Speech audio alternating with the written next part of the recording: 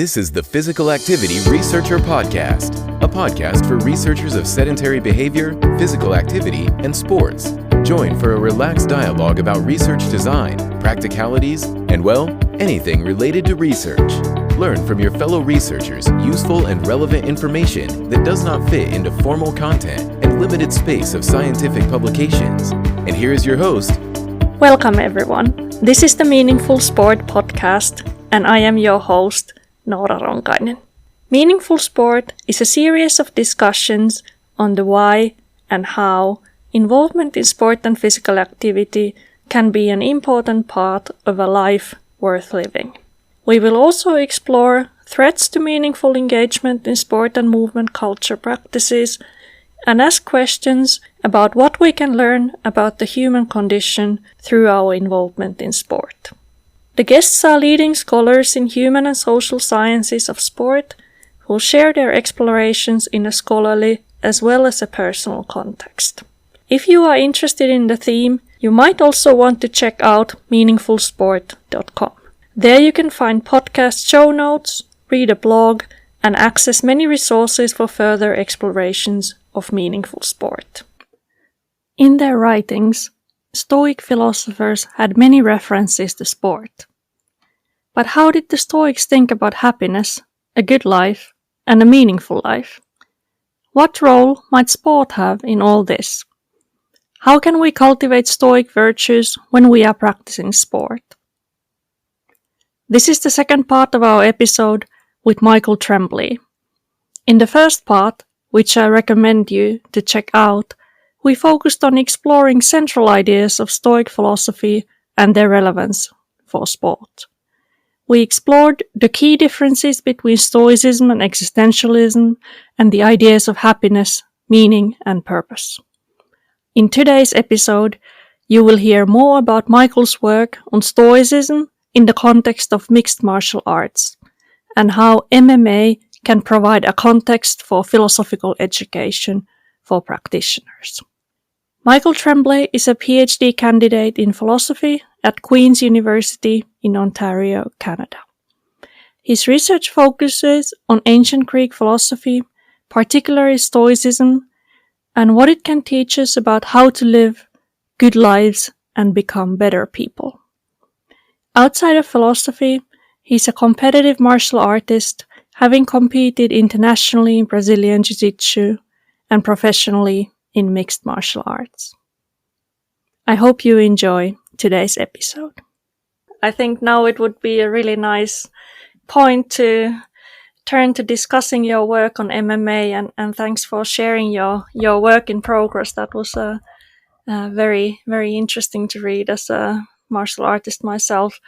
And so, MMA, I haven't done that myself, but surely then following some of the events and so forth. And it's like an extremely controversial sport. There is so much of this, trash talk and well, at the elite level, and in the professional level. And some people would say that that's not the proper martial art at all. And that's the statement that you also address in your paper. So let's talk about that a little bit. Yeah. So, so this paper is forthcoming in a volume on mixed martial arts and philosophy. That's exciting. I think that's just fun that a bunch of different people, a bunch of different academics are writing on this topic. Doesn't get the attention it deserves. So the concept behind this paper is that, there's a lot of connections between martial arts and philosophy, but often those connections are made between martial arts and Eastern philosophy. Yeah. And MMA has kind of taken on this, Western perspective, or at least this not stereotypical Eastern, when you think of Eastern martial arts, you think of decorum, you think of respect, belts, bowing, your sensei deferring to that sensei, to that authority figure. And then you kind of have these Western martial arts. I would call them martial arts. If you have boxing and wrestling and catch wrestling and now mixed martial arts, which don't really have the same None of those sports have belts besides the championship belts. They have coaches. They don't have senseis.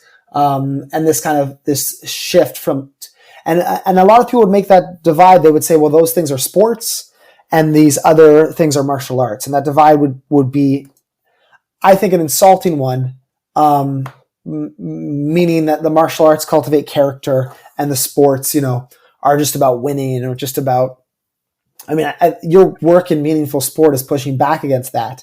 But I think that can be how it's meant.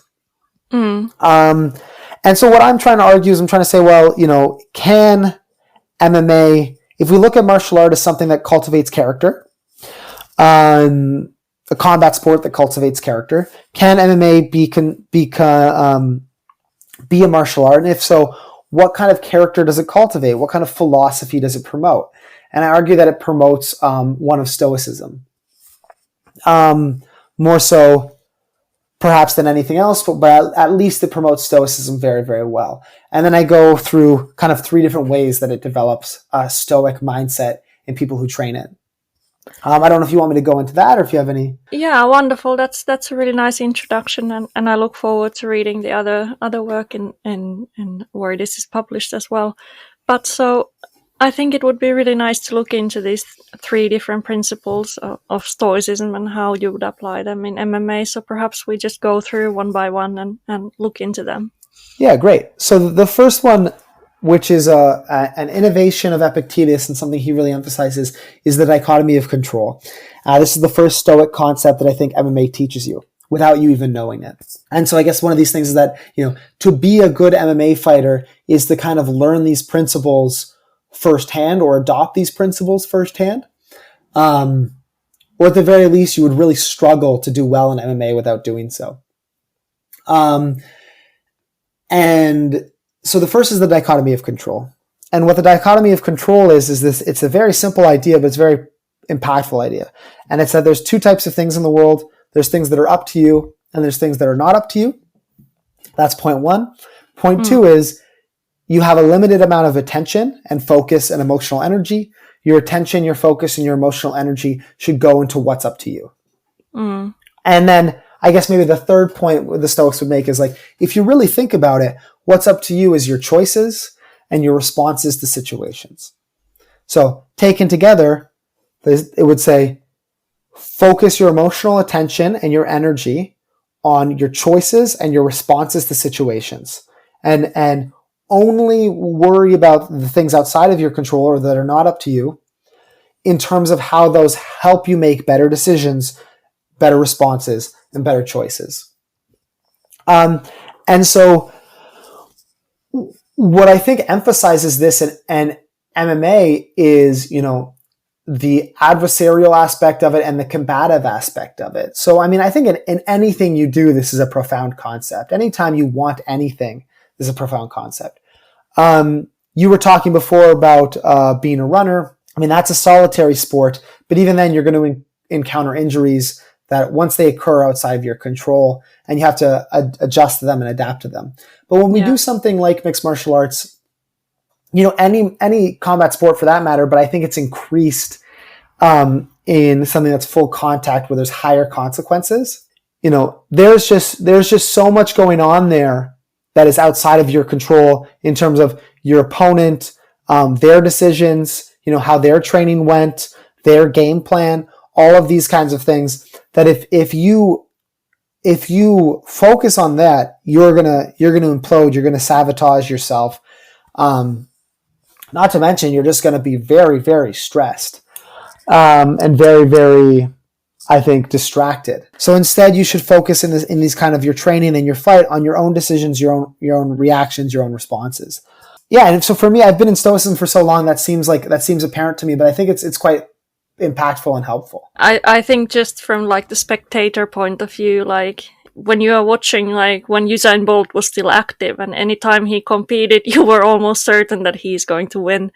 Whereas when you are watching MMA fights, like pretty much anything can happen, Sometimes it's quite difficult to know, like, one of them is like there best at boxing and the other one is best at on the ground or something like that, then you just can't know what is going to happen in that fight. Yeah. So in MMA, there's a variability and a randomness, and there's just, I guess, this is a key point. There's just so many variables. So you can kind of get away with breaking the dichotomy of control when there's a couple variables, and maybe those variables don't matter that much.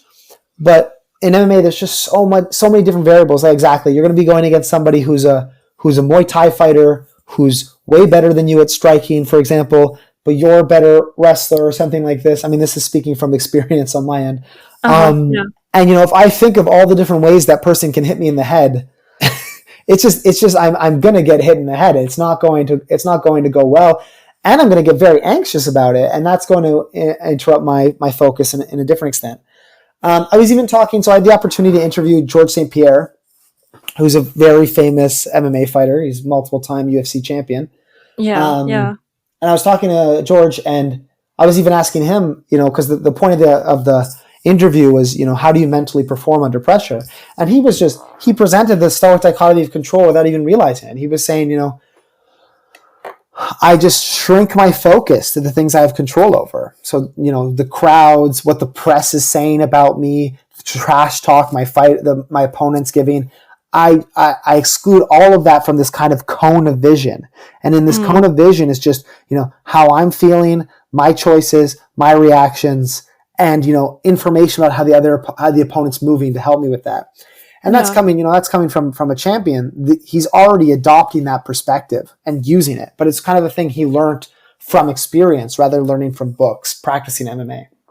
Yeah, maybe that's something that just kind of comes to you as a more informal learning or something, that when you're trying to deal with the pressure and kind of the anxiety coming up to the fight, like if you try to control and think about all the possible scenarios that might happen, you just realize that that's kind of an impossible task to do. Yeah, exactly. And I'm just again came to my mind that this whole COVID pandemic, that we all learned that a lot of things in life are not in our controls, and so what we can do is control the way we respond to things, but like surely the world is not in our control to a large extent. Yeah, it's something that's true, but I think in our own lives we can forget about it. So having something that's artificially chaotic and artificially difficult, it's not it is difficult, but the idea of artificially adding it to our own lives helps remind us of that. So everybody was forced to learn the dichotomy of control because of the pandemic or apply it. The idea is by incorporating sport or something very difficult in a low consequence setting, you learn this principle and you practice this principle before you really need it. Yeah. Okay, great. Let's go to your second principle. Yeah, so the second one that I was talking about, and I think we hit on this a lot beforehand in this conversation, I was talking about treating obstacles as opportunities to learn. So, Marcus Aurelius has this famous quote about, the obstacle is the way. So the obstacle is the path. So, you want to become a champion, you want to become a great athlete. And if you get focused, let's say you think I want to become a good football player, and oh no, there's this other team that's really good. There's a way of conceiving of that as like an obstacle, because if you become focused on result instead of process, becoming a good football player might mean winning the championship. So with that mentality, this other team is an obstacle to you becoming a good football player. Oh, I might not win the championship because this other team's doing really well. But if you shift the mentality to process, becoming a good football player means improving my skills. Then if there's another great team in the league, wow, that's amazing. That what was an obstacle becomes a way, a path, a mechanism to achieve your goal, which is becoming better at the sport. And I think that, so in terms of how that relates to mixed martial arts, I think that a lot of these things apply to sport more generally. I think the unique feature of martial arts is just, or mixed martial arts is just how chaotic, dangerous, and high consequence it is. and also social in this matter of like, you're going into a cage, you're fighting in front of other people. And if you set this, and it's also adversarial. Okay, so here's a good one. In terms of being adversarial, and I could not imagine if you like actually were like, I hate this other person I'm fighting, or I hate this person I'm training with. I want to be the best. And like all these people are stopping my goals. They're stopping me from becoming a champion. This kind of mentality, you would fail terribly, not to mention you'd be very unhappy. Instead, you have to adopt this mentality of like, these training partners, even though they're punching me in the face, are helping me become better. My opponent, even if, they might beat me and I might get a loss on my record, is helping me become better and learn and improve. So the second Stoic principle is that I think MMA teaches, or you should apply in MMA, is this mentality shift from viewing things as obstacles to mechanisms of improvement. Yeah, I mean, certainly in martial arts, like if you don't have skilled opponents, like if you are always sparring against opponents who've trained a lot less than you have, then it doesn't help you develop as much, right? Yeah, you see this at the gym, and I can't speak to other sports because I haven't trained in them at a high level, but I know in combat sports, you kind of get the feel for who the people are that beat you, and a lot of people avoid them. A lot of people don't want to train with that person. Or they're like, well, I'm not going to train with them for 6 months, and then I'm going to train with them, and then I'm going to beat them. And you're just getting this entire, the entire process mixed up. And I think even in my own training, so let's say you do train with that person, you might try to beat them. So you might try to just only use your best moves against them. And even there, you're making a mistake because you're not improving as well working on what you're good at. When you're wanting to improve, you want to work on what you're poor at.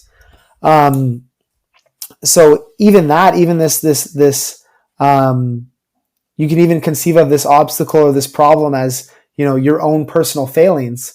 That's the way to improve. You have to look at those failings. You have to lean into them even further. You have to look them in the face and work on them. My coach has this joke about, you go to the gym and you see the muscly guy lifting weights and you see the skinny guy doing cardio. And he's like, and it should be the opposite in terms of, prepare for athletes, that the skinny guy who's really good at cardio should be working on his weakness, and the muscly guy who's really good at lifting weights should be working on his weakness, which is cardio. So this idea of turning these obstacles or these things we hate and avoid and leaning towards them, going for them, and using that to improve. I don't know. I guess in my experience, you get the sense when you are training or sparring with an opponent, whether they are trying to win or whether you are practicing together. And I just feel that it changes the dynamic like completely.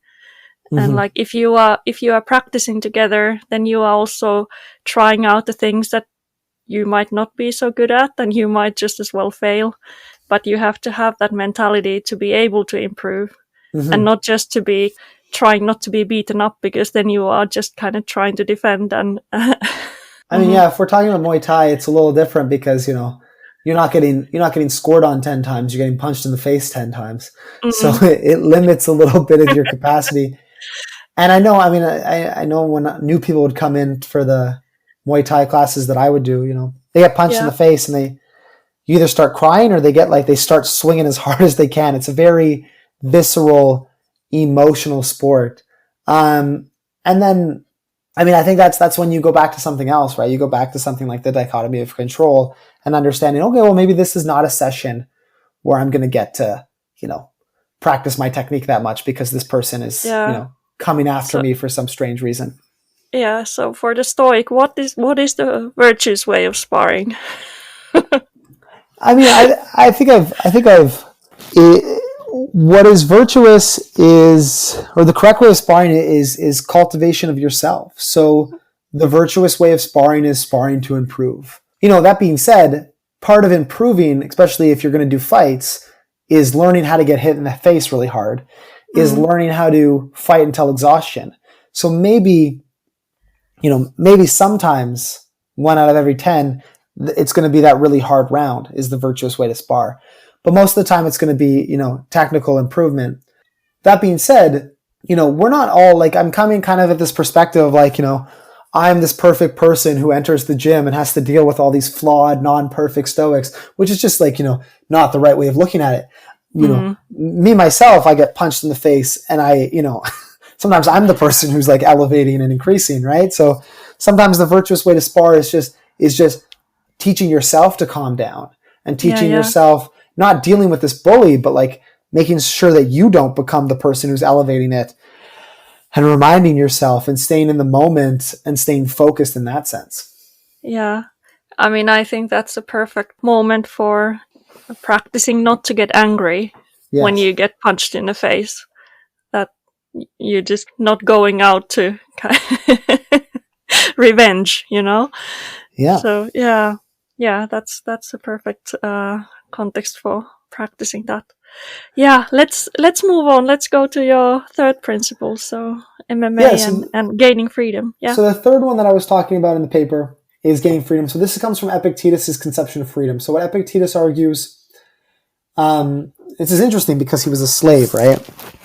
So he knows quite a bit about freedom, or it's something. It's a meaningful concept to him. He's not just we can think of what's easy for you to say. This is like but this is a person who was a slave. So when he's talking about freedom, it's coming from a place of knowledge. And he says, we think freedom comes from the ability to do, to get whatever we want by Nietzsche thinks like this, I want a lot of things and then I become powerful and I take the things for myself. But Epictetus disagrees. He thinks that he defines freedom instead as the ability not to be coerced or not to be forced to do what you don't want to do, either by your own desire or by your fear.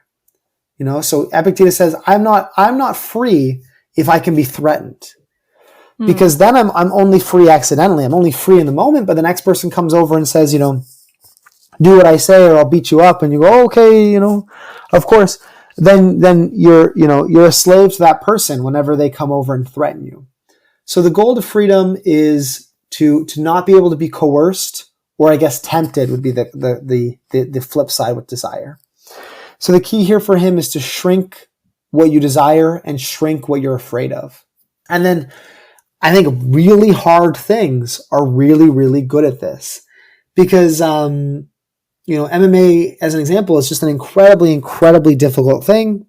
And you see people come in and they've never done it. Any hard sport is going to achieve this, but they're afraid of getting punched in the face. They're afraid of getting bruised. They're afraid of losing in front of other people. You were saying before this podcast started that you had a Muay Thai fight. It's terrifying to lose in front of people, to be embarrassed, to have people think you're bad at something. So there's all these things that they're afraid of. On the flip side, there's all these things that they desire or they think they need. I need to, I desire food and drink of a certain amount. I desire to go out and party. I desire a certain kind of reputation. And when we train really hard, we deprive ourselves of these things, but then we realize that we're actually okay. We actually, can survive pretty good without them, or without those things we want. And we can survive pretty good even when we're getting the things we used to be afraid of. And Seneca talks about this. Seneca says, 2 weeks out of every year live in poverty, not for like penance or anything like that, but you live in poverty. And so for the rest of the year, you're at risk of losing your job. You're at risk of losing money. And you're like, well, I already know what it's like to, live without money. And it wasn't that bad. He's talking from a position of privilege there, but there's this idea of, when you've been through hell, it's not this like metaphor anymore. It's not this like scary concept. It's like, oh, I know what it's like to get beat up. I know what it's like to not eat what I want for prolonged periods of time. I know what it's like to be deprived of things I used to enjoy because I'm trying to achieve something. And I was still happy. I was still okay. And the idea is that kind of knowledge that you're okay in bad, hard circumstances is empowering in the sense that you gain freedom because you can't be threatened or tempted anymore because you understand your own strength. And I think if you are practicing martial arts, you will always have people who are going to be stronger than you, and losing is something that will inevitably be part of everybody's kind of martial arts life or sports life more generally. I don't know if you can do any sport and never lose. So yeah, absolutely, you learn And to deal with that. yeah, this idea, and like, in academia, I give a presentation, and it's just not as scary as fighting. I was like, I've risked, embarrassing myself and getting beaten up. I mean, now I only have to risk embarrassing myself, and that's fine. Just this kind of knowledge of having been through bad stuff is super empowering. And when we live, when we live fairly good lives like I do in, a developed country with a reasonable amount, I mean, I'm a PhD student, so I'm not rolling the cash, but like a reasonable amount of money. It's nice to have again, like that artificial difficulty, so I can remember that I'm okay in hardships. And for me, that's one of the most empowering things of martial arts is just Dan Gable, who was an Olympic champion wrestler, talks about this. He says, like, after you've wrestled, the dial on everything kind of gets turned down. What felt like a 10 in real life becomes, like a 7. It kind of becomes dulled. And it's this idea of just having been through worse, you can't be manipulated or compelled by your fear of things anymore because they're just not as scary. Yeah. I think just like you said, like if you compete in martial arts, I only have one Thai boxing fight, but I really wanted to do that to experience this range of emotions. Like, somebody's going to go on, come on you like full power and you just see whether you can come out alive. So I thought it's kind of worth being in a tough place. And just like you said, doing an academic presentation doesn't seem like a big thing compared to that. Yeah. Okay, so the next one is a little bit of a side note. So we talked about Stoicism and a lot about how you learn to recognize what you can control and what you cannot control. And there's a lot of emphasis on kind of working on yourself and developing virtue and becoming a better person. But how would the Stoics think about, I mean, the accusation could be that it's kind of a politically and socially passive philosophy. So let's say that you have a bully in your martial arts gym or there's like a culture that you think that is not very good. Are you just gonna work on yourself and your mentality and learn to live with it? Or would you go to fight for a social change, or what would the Stoics say in that? Yeah, I love this objection because it's really common and it's really easy to see why people would believe that, and it seems like that on the surface, but it's the total opposite. And I'll say why. And it comes down to this idea of freedom we were just talking about. And this is in the same passage that Epictetus talks about freedom. He talks about social and political action.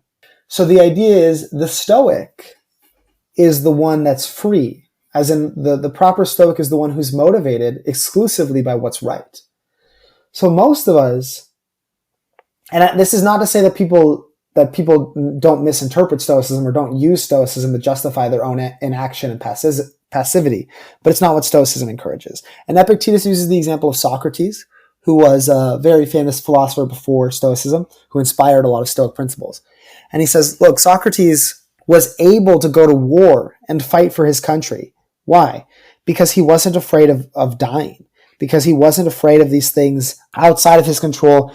And in that way, he was able to pursue he was able to follow through what he owed his country and what he owed his nation, because it wasn't a country at that time. Mm-hmm. And so the idea is, why wouldn't I stand up to a bully? If I can ask you that question, like, why wouldn't you stand up to a bully in like regular life? Yeah. So if you are kind of trying to think about how you respond to things and you are trying not to get upset, but I guess that's the same accusation that's been sometimes to Buddhism as well, that that the problem is in how you respond to the world, that the problem is not in the world, but it's in your response. Yeah. So I guess that would be kind of So I think some people might say that, like, oh, I'm not worried about the bully because I'm focusing on myself. But I think most of the time, if we look inside, we're not responding to the bully because we're worried about getting bullied. We're worried about getting physically hurt. We're worried about becoming unpopular. We're worried about people not liking us. We're afraid of external things. We're afraid of external consequences. So I know I should stop that bully. I know I should protest. I know I should advocate for social change. I know I should donate money to charitable causes, but I'm afraid of not having money. Yeah. So what I would say, like the most of the time, what happens is people aren't politically active or don't fight for what's right because of fear, right? Yeah. And this would be Epictetus' point, is they're being coerced. They know they should stand up to that bully, but they're afraid of getting beat up themselves.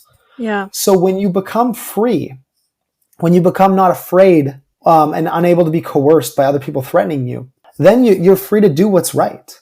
Yeah, the point is that, only the Stoic can be fully politically active. And he uses these examples of senators, politicians, and the tyrant says, vote the way I want or I'll cut your head off. And the politician says, look, man, like if you're going to cut my head off, cut it off. Like it's my job to vote with the will of the people.